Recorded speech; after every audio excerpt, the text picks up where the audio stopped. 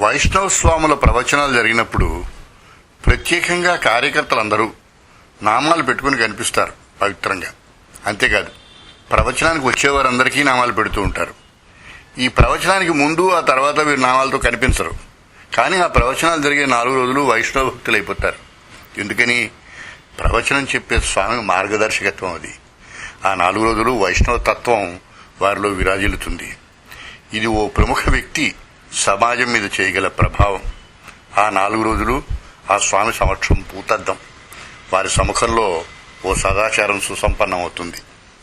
అప్పుడప్పుడు ఈ ప్రవచనకర్తలు రేపు శ్రీరామనవమి భక్తులకు వడపప్పు ప్రసాదంగా ఇవ్వడానికి తలో పావుసేరు పెసరపప్పు తెమ్మంటారనుకోండి, మర్నాడు తేలిగ్గా 100 కిలోల పెసరపప్పు పోగవుతుంది. ఓ ప్రముఖుని సత్సంకల్పం పోతుందాం. ఆ సత్కార్యం వారి ఉద్దేశాన్ని సుసంపన్నం చేస్తుంది. సామూహికమైన విశ్వాసానికి, సామూహికమైన వితరణకి ఓ పెద్దరికం పెట్టుబడి. మరో విధంగా చెప్పాలంటే, వ్యక్తిగత స్వభావాన్ని ఓ ప్రముఖ వ్యక్తి భూతద్దంలో నిలుపుతాడు.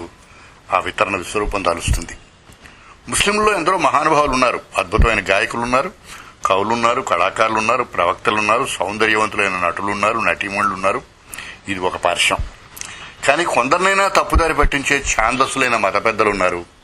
ప్రపంచం అంతటా ఉగ్రవాదాన్ని రెచ్చగొట్టే ఐసిస్ సంస్థ అధినేత అల్ బాగ్దాది ఇరాక్లో చేయగలిగినంత విధ్వంసాన్ని సృష్టించి ఎట్టకేలకు చేతులు ఎత్తేసి, ఇరాక్లో మనం పతనమయ్యాం, ఘోర పరాజయం తప్పదు, పారిపోండి లేదా పేల్చు చచ్చిపోండి అని నిన్ననే పిలుపునిచ్చారు. వ్యవస్థను నడిపించే నాయకత్వంలో ఇలాంటి నెగిటివ్ ధోరణి ఎంత భయంకరమో చెప్పడానికి ఇది నిదర్శనం.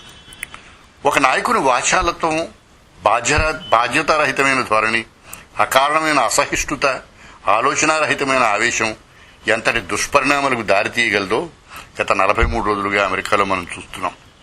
నాయకుడు మాట తూలితే అంతగా ఆలోచించలేని సామాన్య పౌరుడు దాన్ని ఊతం చేసుకుంటాడు. నాకు నా వాళ్లే ముఖ్యం, మిగతా వాళ్ల సంగతి నాకు అనవసరం అనడం బాగానే ఉంటుంది. అది తన దేశీయుల పట్ల అభిమానంగా అనిపించవచ్చు. కానీ నాయకుడు ఈ మాట అంటున్నప్పుడు ఎక్కువ మంది రెండో పార్శ్వాన్ని చూస్తానని ట్రంప్ వంటి వారు గుర్తించకపోవడం దురదృష్టమే కాదు, అనర్థదాయకం. ట్రంప్ గారు నాకు నా వాళ్లే ముఖ్యం అన్నాడు. రెచ్చిని కొందరు మిగతా వాళ్లు ముఖ్యం మాకు కాదు అని అనడం లేదు, అని ఊరుకోవడం లేదు. వాళ్ళని దుర్మార్గంగా ఎదిరించే పని చేస్తున్నారు. ఇది ఆలోచనను సరిగ్గా నియంత్రించుకోలేని నాయకుడు ఆలోచన ప్రమేయం లేని ఆవేశపరులకు సురకత్తిని చేతికిచ్చినట్టు. గత వారం రోజుల్లో అతి దారుణంగా కాన్సాస్ లో కూచిబట్ల శ్రీనివాస్ నా దేశాన్ని వదిలిపో అంటూ వారు కాల్చి చంపారు. దక్షిణ కెరోలినాలో హర్నిష్ పటేల్ వ్యాపారిని కాల్చారు. తాజాగా వాషింగ్టన్ లో దీప్రాయ్ అనే వ్యక్తి మీద మొహానికి గుడ్డ కట్టుకున్న అమెరికన్ కాల్చాడు. నిన్ననే సియాటిల్లో జస్మిత్ సింగ్ ను కాల్చారు. ఏక్తా దేశాయ్ అనే అమ్మాయి న్యూయార్క్ సమీపంలో ఒక అమెరికన్ ఆఫ్రికన్ ఆహ్వానించాడు అందరి ముందు. ఇది విచక్షణ తెలియని పెద్దల మాటకు పెద్దరికం చాలని వ్యక్తులు పట్టిన భూతద్దం. చాలా ప్రమాదకరమైన భూతద్దం. కొత్తవారిని రానివ్వని చట్టాలు కొంతవరకు బాధపెట్టేవే కానీ, ఉన్నవారిని దారుణంగా హత్యలు చేసే ఆలోచన ధోరణికి అమెరికా అధ్యక్షుడు కారణం కావడం చాలా చాలా ప్రమాదకరమైన పరిణామం. భూతద్దానికి ఒక దుర్మార్గం ఉంది. దాని కింద ఉంచిన ఏ వస్తువునైనా ప్రస్ఫుటంగా చూపిస్తుంది, అది మంచి అయినా చెడైనా. బాధ్యత గల అధికారంలో ఉన్న పెద్దల మాట విచక్షణ లేని భూతద్దం లాంటిది. ట్రంప్ మాటల్లో ఆయన తన జాతి పట్ల అభిమానాన్ని చాటుకున్నాననుకున్నారు. కానీ కొందరు ఇతర జాతుల పట్ల తమ దురభిమానంగా దాన్ని తర్జుమా చేసుకున్నారు. ప్రమాదంగా చాటుకుంటున్నారు, ప్రాణాలు తీస్తున్నారు. ఇందుకు భారతీయులు ఎరకావడం ఇంకా దురదృష్టం. డల్లాస్ నుంచి మా మిత్రుడు సందేశం పంపాడు.